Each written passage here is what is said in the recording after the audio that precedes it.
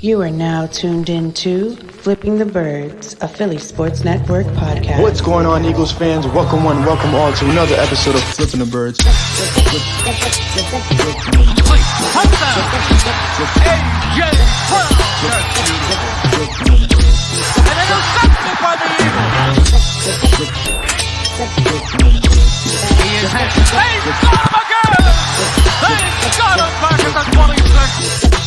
He's into the end zone.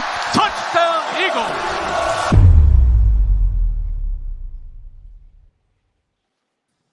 What's going on, Eagles fans? Welcome one, welcome all to episode 190 of Flipping the Birds. I'm Brian Cameron alongside Zach Chavalella, Morgan Burkett, and the Eagles just lost to the 49ers 42-19. Congratulations, Niners. You guys are going to week 14, not to the Super Bowl. Oh, God. Some of us on the show called this game, right, for what it was, but I don't think anybody expected to be the blowing outcome that it was. We just started, and your first point is, well, I was right. So, there's one victory this week, Somebody won. That's all I'm saying. I'm just saying, two-thirds of this episode was right about this game's outcome. We're not patting ourselves on the back. We're just saying some people were right and some people weren't. We're not naming names. It happened, bro. I guess we're wrong.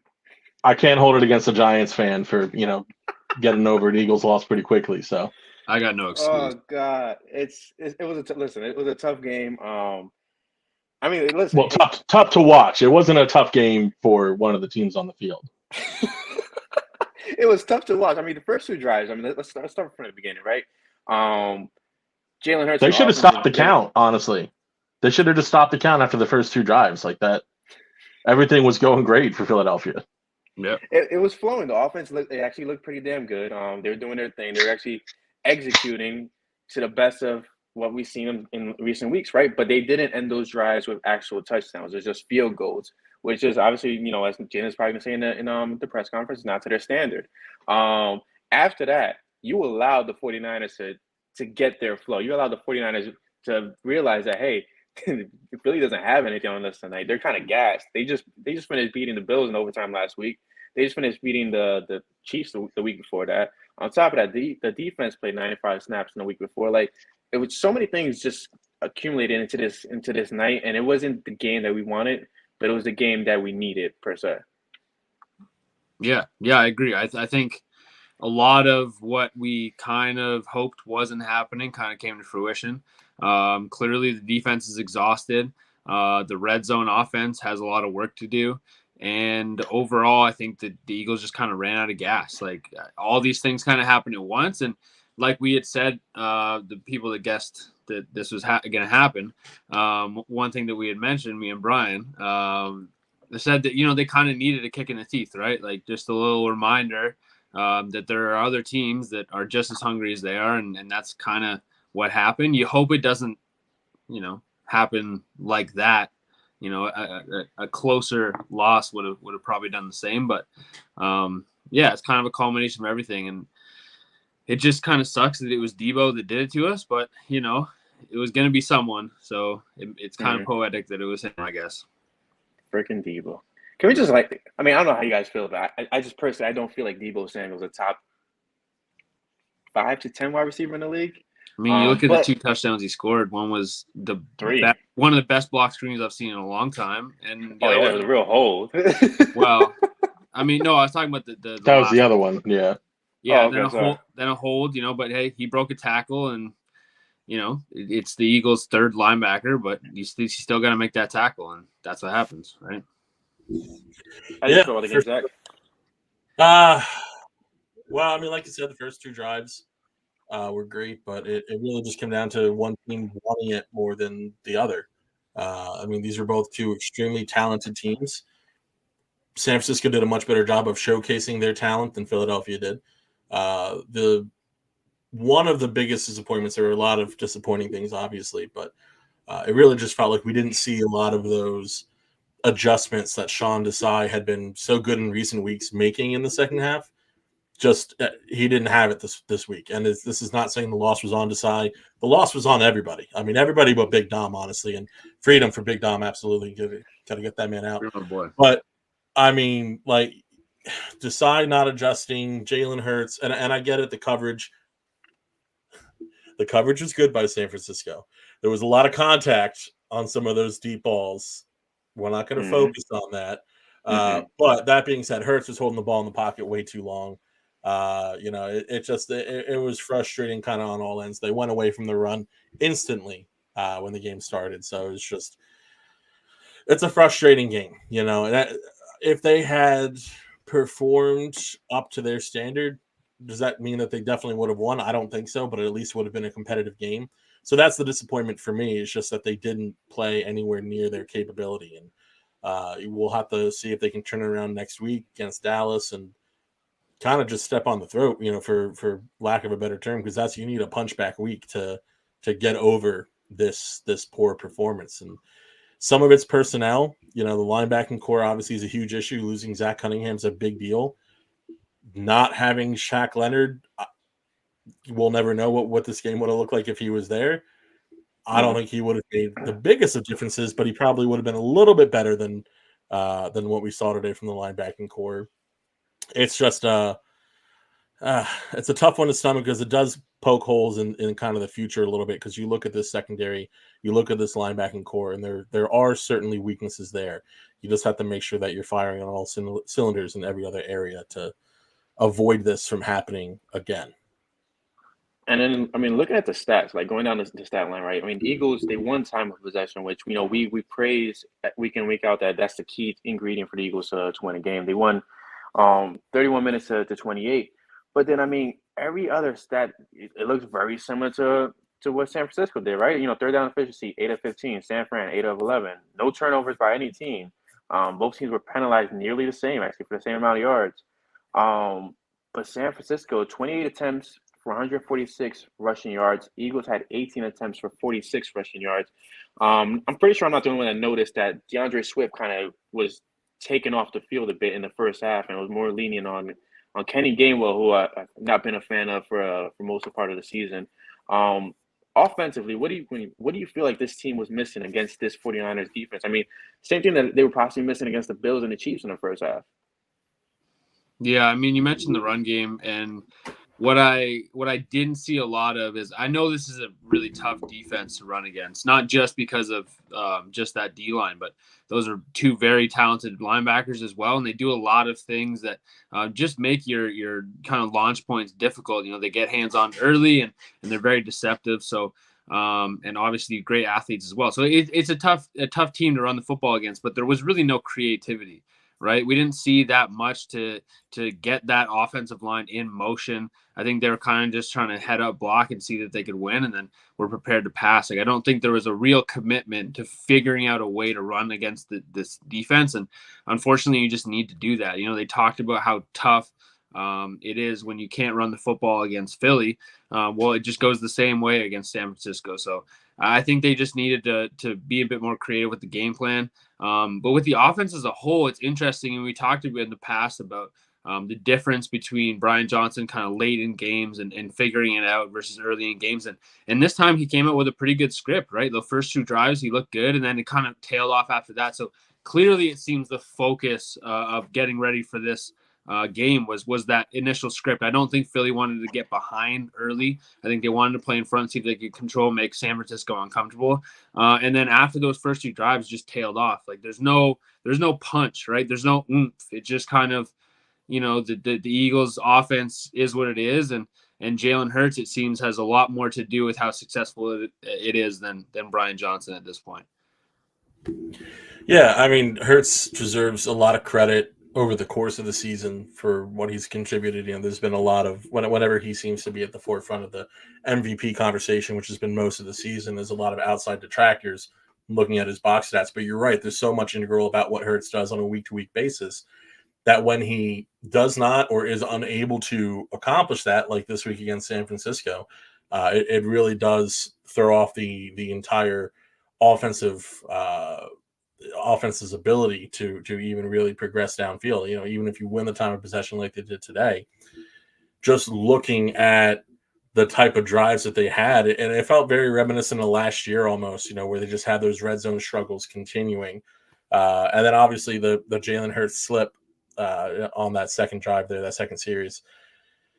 You can't necessarily blame something like that on anyone, and you can't say that, that's the reason or whatever, but that really threw off the whole flow of Philadelphia's offense on that drive. I mean, we're looking at the very least a lot more confident of an offense if they're able to put it in the end zone at that point. So for me, I'm going to echo a lot of what Morgan said, because I feel like creativity is the biggest issue on the offense there, or the lack thereof. But the point I want to focus on, and we've talked about him already a little bit, but the DeAndre Swift is, and this is how he was in Detroit, this is how he was advertised when he came to Philadelphia, is a weapon. You talk about guys at these positional pigeonholes, and DeAndre Swift's a guy who can, he can rise above that label, and he's someone who is so much more flexible in their ability. And they saw no creativity, and this has been the case all season long. They're not utilizing him in any other way other than a split shift running back, which is, I mean, that's the most egregious misuse of a player of his talents that I've seen in Philadelphia in a long time. So if you're not going to be utilizing him correctly, what was the point of acquiring him? So that's been kind of a sore topic for me this entire season, because it's been frustrating to watch that lack of, whether it's lack of preparation, lack of desire, or lack of creativity, whatever it is. There's just no desire to use such a versatile weapon like DeAndre Swift, and that's blown my mind this entire season. But defensively, again, personnel comes up. That continues to be a little bit of an issue. It was, and if it's the reasons that Morgan mentioned earlier, how hard they've been playing lately, tired defense, all that stuff, and I think there's a lot to that. But you look at guys like Jordan Davis. Jordan Davis had a bad game. Jordan Davis had a very bad game. He just, his ability to tackle just was far below par for him during this game. And you see guys like Jalen Carter who are making, mistakes like the personal foul call. And he was really beat up about that after the fact, which I do like seeing that he cares that much. But it's these mistakes that they're not going to make every week that kind of culminate into this poor defensive display out there. And it just seemed kind of like a week where after those first two drives, anything that could go wrong went wrong. And I'll be honest with you, the only guy I felt good about on the defense by the time this game was over was Reed Blankenship. So they're really going to have to almost throw this tape away and just prepare as they should going forward for Dallas next week, because there's no good takeaways, at least from this week from the defense. And I definitely don't disagree with that at all. Going back, we'll talk more about the defense, but I kind of want to go back to the offense and what we're talking about. And I don't know if you guys might agree with me or not, but the offensive plays, I don't want to say the play calling, the plays itself, it just seems like it's so, it's a little cringy, right? Because you remember when Peterson was here, where it was kind of like, hey, wide receivers go down the field, Carson's gonna chuck it to somebody, and somebody make a play. It feels eerie enough to say, like, this is where we're going in this direction with Brian Johnson at this point. You're not seeing too many of the crosses. You're not seeing too many of the guys underneath, or a lot of what's working. Like this game, Devontae Smith had a great screen, right? You're not seeing much of that going throughout the game. Like they'll have little spurts, and that's it. Granted, at least with Shane Steichen, if he was going to call a screen play, he will call the screenplay multiple times throughout the game and kind of figure out the rest. But it feels like Brian Johnson is limiting himself and the playbook because he thinks he has a limited talent on this roster, as opposed to the actual all-star caliber roster that's on this team. You have an AJ Brown and Devontae Smith and a Quez Watkins, who, Quez actually kind of showed up in this game, right? But you have these three guys that can do that can do everything that the other one can do, if not, some could do better. AJ wasn't really getting open down the field because he was being held. He was being pushed around a lot. And referees were not calling it because the 49ers have been undefeated on the road, I think, where Alex Kemp and his officiating team. But nonetheless, like, you didn't see much creativity, going back to what Morgan said. Like, something has to give. We're 12 games into the season. you're about to hit that playoff stretch where you're going to rest your guys within like the last 2 weeks of the season, and then come playoff time, if you don't have the 1 seed, you got to go straight to war. You have no time to kind of just say, oh, you know what, let's open up the playbook. Like, no, the playbook, you guys got to open up now. You got to be creative. You got to put the ball into the hands of the playmakers, whether it's only 5 yards out, 10 yards out, and hell, if Smitty and Watkins and Brown are open downfield, then you chuck it. But Jalen Hurts shouldn't be looking for the big play on every single play. He needs options. He needs the ability to check down to somebody that's not Gainwell, somebody that's like DeAndre Swift, like Zach said, somebody like even Smitty himself or Zacchaeus. And on top of it, we haven't seen nothing out of Julio Jones, like in usage-wise either. I mean, that's how, my point of view on the offense.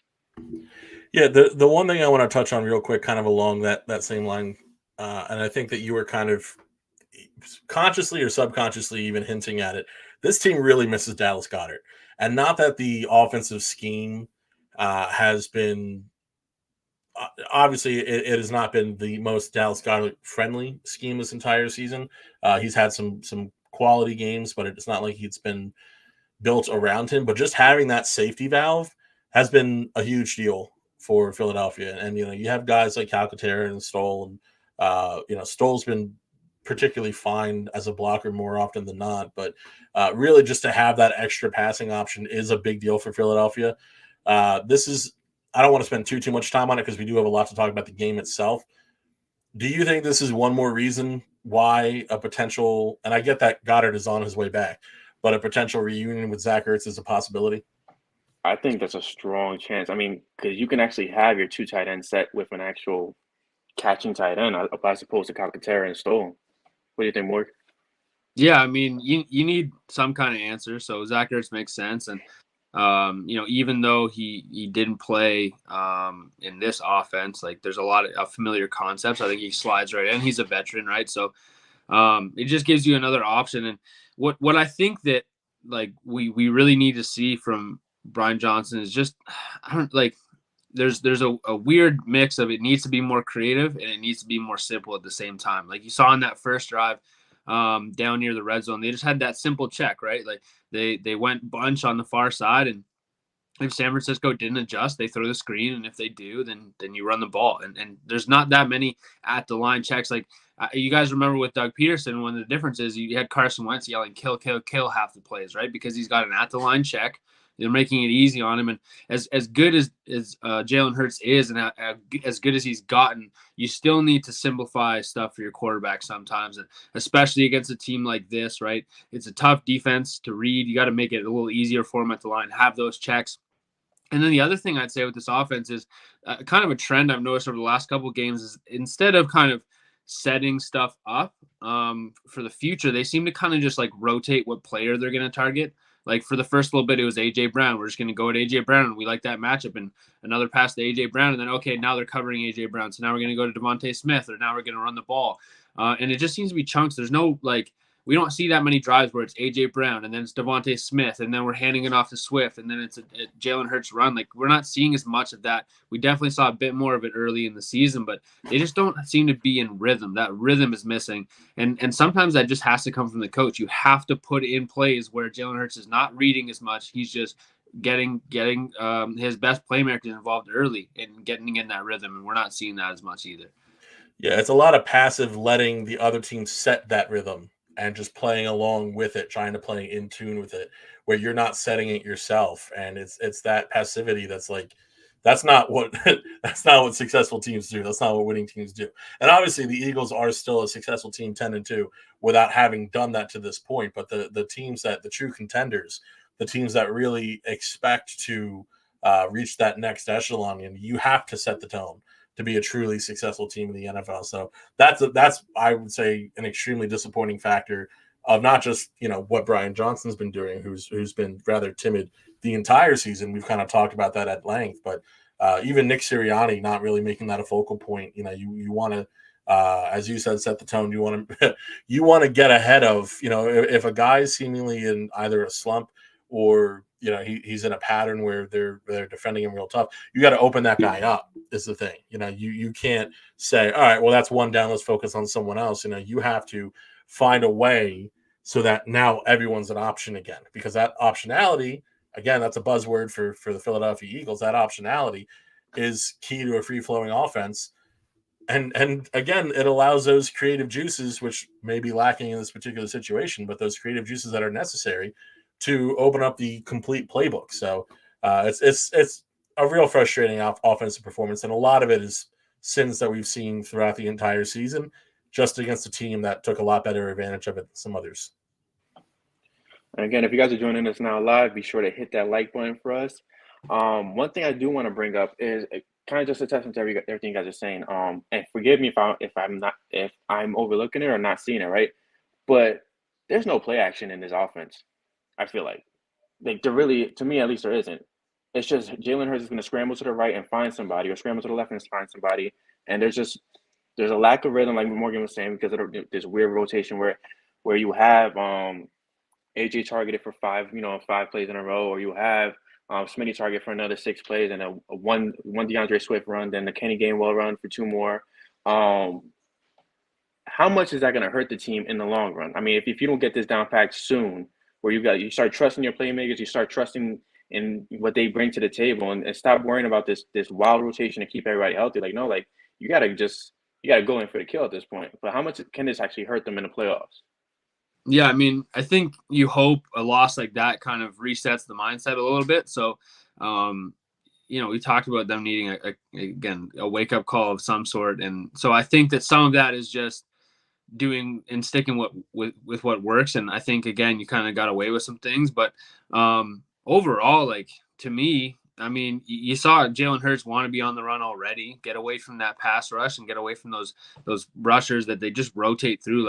Again, it's similar to playing the Eagles defense. When you see teams are successful, they have a quarterback like Zach Wilson, who not a great quarterback, but he's exhausting that defensive line. So Jalen Hurts wants to move anyway. One of the easiest ways to do that is just hard play action. And, get him under center even, and have him roll and fake that stretch and have him come back. And, we saw maybe, 1 or 2 hard play actions, but in general, it's just not, I mean, again, and one thing you have to do is really threaten the run. And they didn't do that either. So when you don't get the run game going, the play action game is not going to be great, but I just don't think they sell it well. And I think you're right, Brian. It's not something that's part of their identity like we've seen in the past. And there are teams that get away with that. I think Kansas City is one of those examples, right, where, there are hard play actions, but mostly it's that kind of half fake that's okay, we might run. But, if you are going to do that, then you have to be willing to run some draws and get DeAndre Swift involved in some creative ways. So at least they're thinking, right, okay, my eyes have to be on DeAndre Swift, because right now, like Zach said, it's not creative in ways you're getting him the ball. So if the defense isn't distracted by how you're going to run the ball, how you're going to get to the running back, and then even if you do get a good play action in there, they're not really that worried. Okay, we'll give you 4 or 5 yards. So I just think that it goes hand in hand. But again, just in a sense, just simplifying your offense, one of the best ways to do that is get that run game going and get the play action. And there just wasn't that dedication to it clearly in the game plan. Yeah, real quick, one thing that you touched on was Jalen Hurts playing under center, and that has been not nearly utilized as often as it should be. I mean, there's no, again, that viciously affects your creativity. But when you watch a lot of these running plays, the few running plays that the Eagles did, go to, the scripted running plays, not, the Jalen Hurts breakdown and play and scrambling out of the pocket. But when you watch a lot of these plays, there's such a delay, and it's not always a scheduled delay. It's not like they're running a delay. There's just the cadence and the timing is off on a lot of these. And that gives such a competitive advantage to San Francisco. And then on top of that, again, like you were saying, Morgan, that gives San Francisco almost like a complete wing of a playbook that you can close off, because you're not running that as a threat. You're not making it seem as though that there's either going to be any legitimate chance of either A, running the ball under center, or B, again, we've been talking about play action this entire time. So you are honestly just handcuffing yourself at that point, because you're just saying, look, we're not going to run anything like this. You're giving kind of a look into a smaller semblance of plays that you're going to work. It's the lack of creativity once again. So it's frustrating to watch on the part of Philadelphia's uncreative offense. Yeah, and it looks like they kind of went away from the RPO a bit much after fear of Jalen Hurts' knee injury. But and one more thing, Brian, before you go on. All right, so the 3rd and long screens, right? Can we talk about what a bailout thanks to Devontae Smith? Yeah. On that 1 3rd and long screen, you're going to run those ad nauseum every single time, just trying to pick up whatever bulk yardage. You're going to, piss around a little bit and you work your way opposite of your true direction towards that first down marker. And then you're just going to dump off. And some of the time, like on the Gainwell, which, again, this also worked out to be a first down somehow. I really don't – well, it was the end of the game. San Francisco wasn't really too concerned about tackling them. But Jalen Hurts staring down Kenny Gainwell. Like the timing is completely off on these plays as well. There's just not – they're not the optimal plays in the first place to be able to truly pick up that yardage. Like, if you're telling me that you're truly going to go forward on 4th down after the result of this, that's one thing. But, if you're playing with that, hoping that that's going to be what gets you across that first down marker, that was an outlier, what we saw today with those plays that were successful.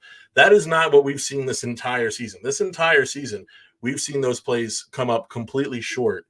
And, I mean, it's something that you have to figure out either something else that you're going to run on 3rd down, or you got to figure out how am I not going to completely put myself at a disadvantage so often on these drives, because it is so often that this team is facing a 3rd and long this season, and you're going to need to figure out another trick if you're going to hope to actually make it past that first down marker.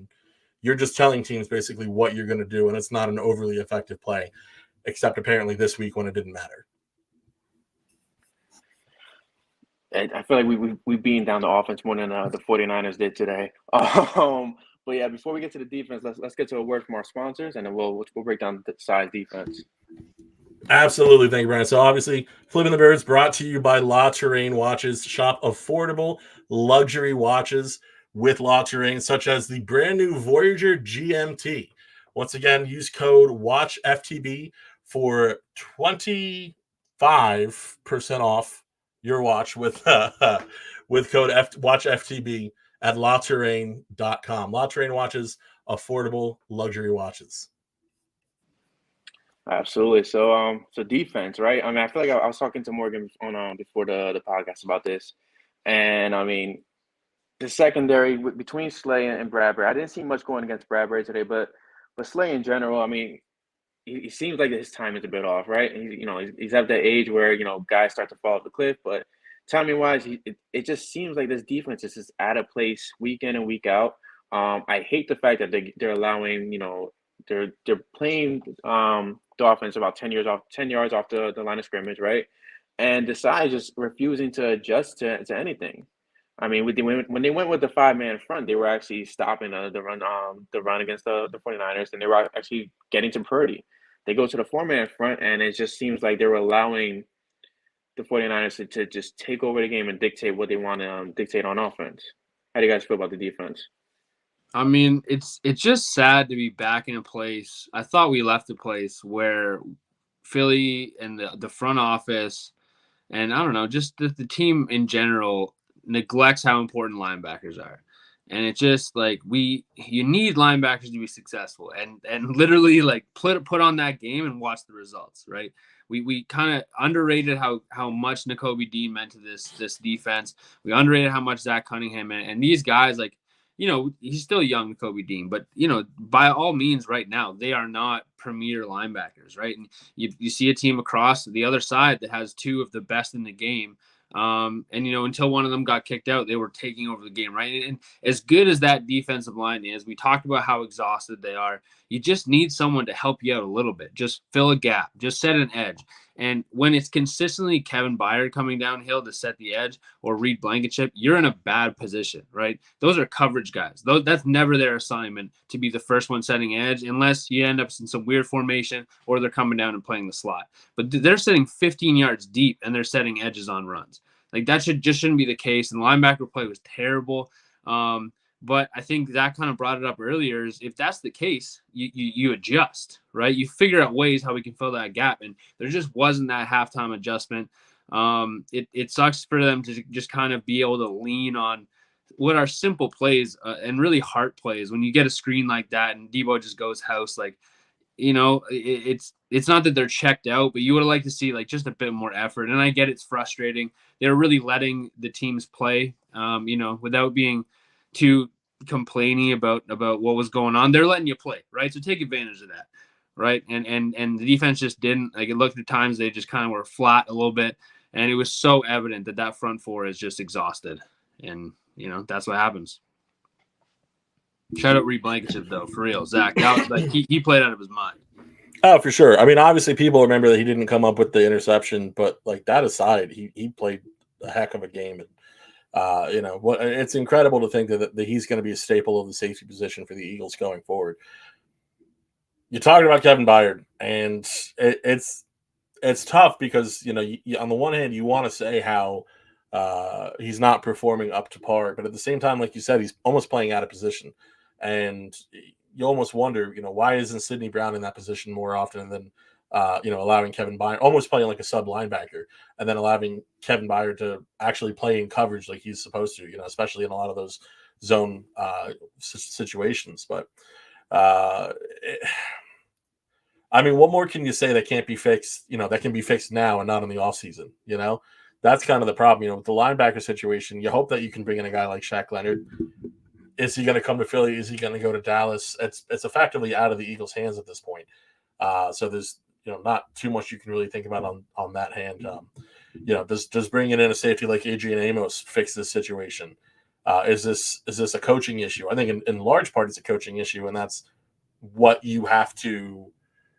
Basically, that's the easiest that you can impact. So that might be where you have to turn to try and turn this around. But on top of that, too, I don't know, was Cox on a limited snap count today? I saw an impact play by him, but the line definitely was getting exhausted out there. Was it more so just a matter of the 49ers offensive line grinding them down? Or I think they were just beat, man.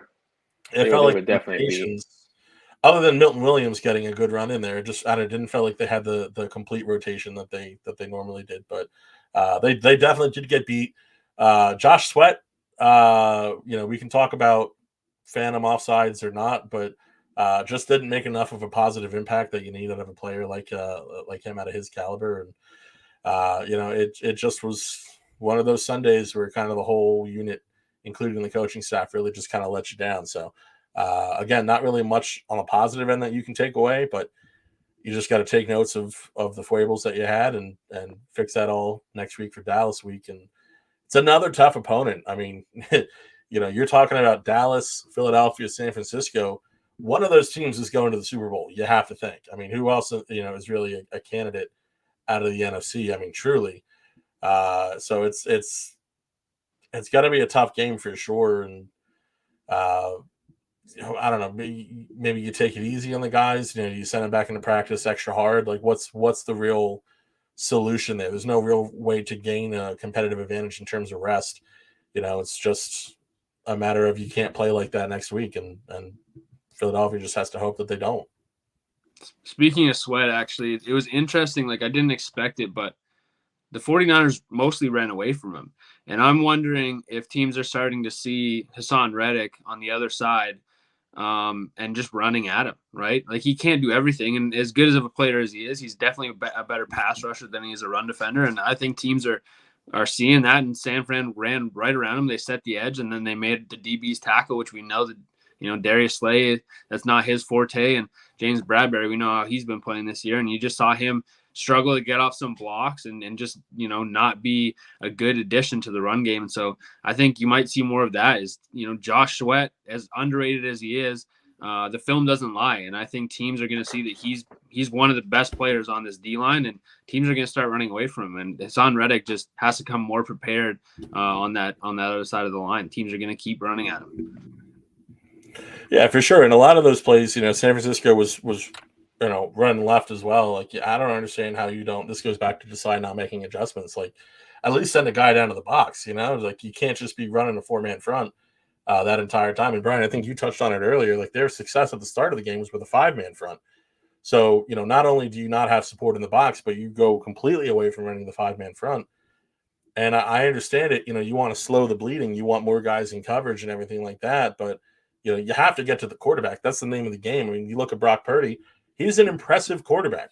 The one time where you've seen him really, let his game slip a little bit when he's like really vulnerable, you got to put him under duress. You got to put him in a position where he has to put the ball in a bit of a gamble, a bit of an unsecure spot and see if you can make him turn the ball over or just play physical, get him on the ground, and they were able to do that at first. And I think he started the game like 0 for 4 or something crazy like that, which I can't remember last time I saw Brock Purdy do that.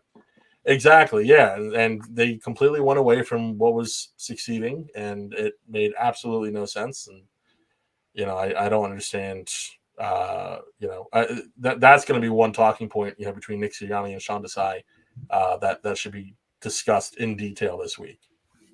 Yeah, it seems like the coordinators, both of them, have an issue with adjustment as of late. Whether the players are tired or whether the coordinators are just not finding their niche with their guys, it's something that has to be figured out soon. You hope that a guy like Shaq Leonard does sign with Philly tomorrow, and it ends up actually helping with the middle of the field, but you can't bank on that. Some of the positives, right? Like, and I may be looking at this from a weird standpoint. What positives? San Fran gave their all to Philly tonight. Like they showed everything to Philly tonight. If you ask me, like those are plays that we didn't see much of in the NFC Championship game. So I feel like more so you showed Philly your hand, and if Philly gets the 1 seed, which is very likely at this point, you have to come to Philly again, and Philly has to be more prepared, which I feel like they will be. Like I said in the last episode, Philly, if they meet San Fran again, it's going to be a different story regardless. Like this was an expected loss for 2/3 of us. But regardless, like I feel like that's a positive, right? Like in the positive, you saw that your offense can actually move against this defense in those first 2 drives. You just got to mix it up and be more consistent. But yeah, I mean, this loss does suck, right? You have Dallas coming up. What are your if you're Nick Sirianni, how are you approaching your guys? You mentioned like what do you do? Like you give them more rest, you get it more hard on them. Like what are you approaching this locker room right now where you almost saw your quarterback go down with a concussion, but thank God he beat that.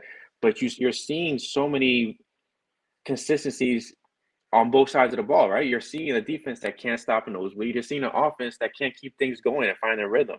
How do you approach your coordinators, and then how do you approach your actual units and say, like, guys, like, we got to get our shit together at some point. Like, this has got to be, something's got to give. I mean, for me, it's simple. You give the guys up front rest. On offense, you get in the film room, you figure out ways to get creative.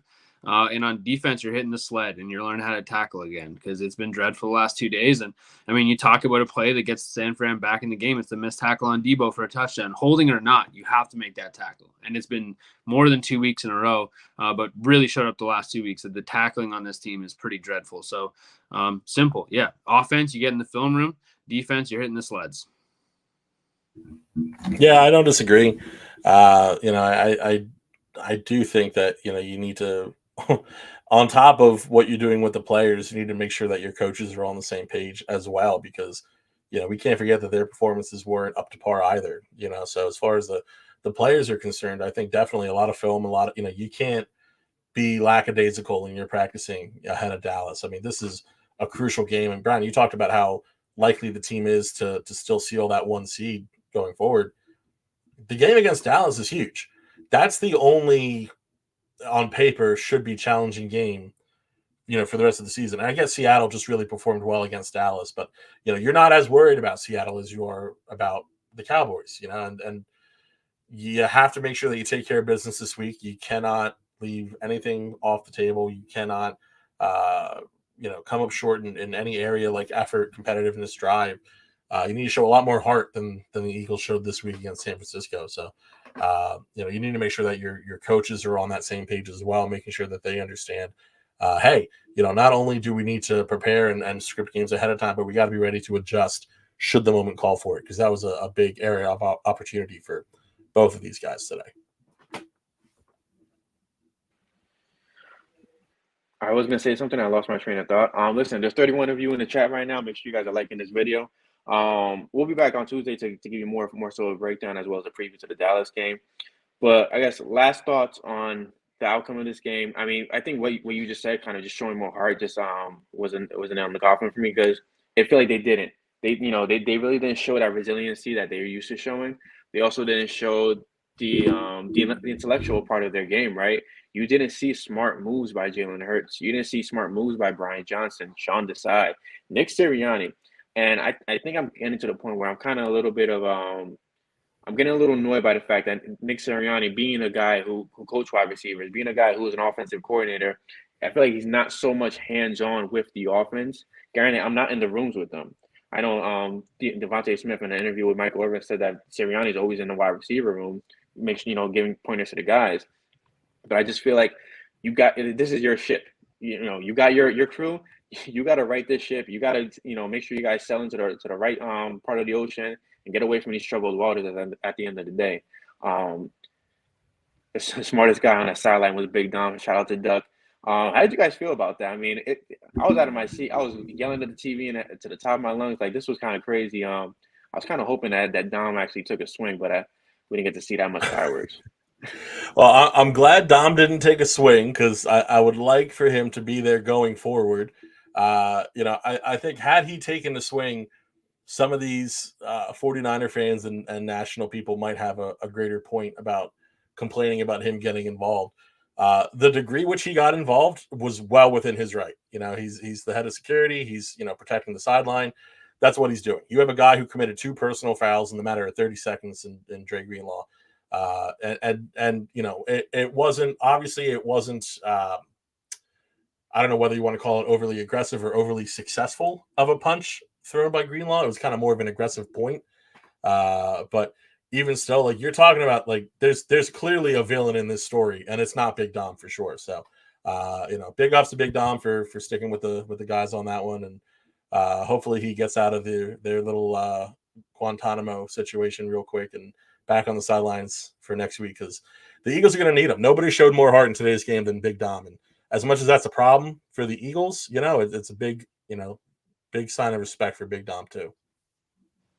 I really thought that was going to be the turning point, man. Like, what more do you need? You got your head of security is escorting himself out of the building. That's the toughest shit ever, right? Like, that's for you.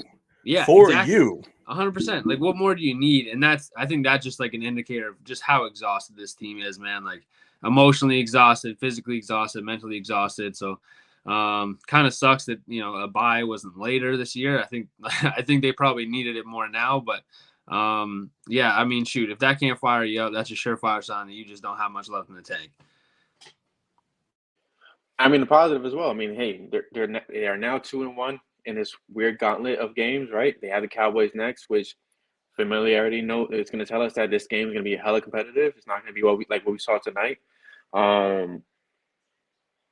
Yeah, I'm a little disappointed in the score. I thought it was going to be a little bit closer tonight, but you get what's the line, Morgan, that you love so much? You play with fire, you get bit in the ass. Yeah. Classic Brian saying. T-shirts coming by 2024. Oh, yeah. But yeah, we'll be back Tuesday at 7:30 p.m. Thank you guys for joining on today's post-game show. Big shout out to Eric, who's currently fighting COVID. Hopefully, you get better soon, big guy. Until then, I'm Brian Cameron alongside Zach Chavalella, Morgan Burkett, and we are Flipping the Birds. Go Birds. Yes, sir. Go Birds.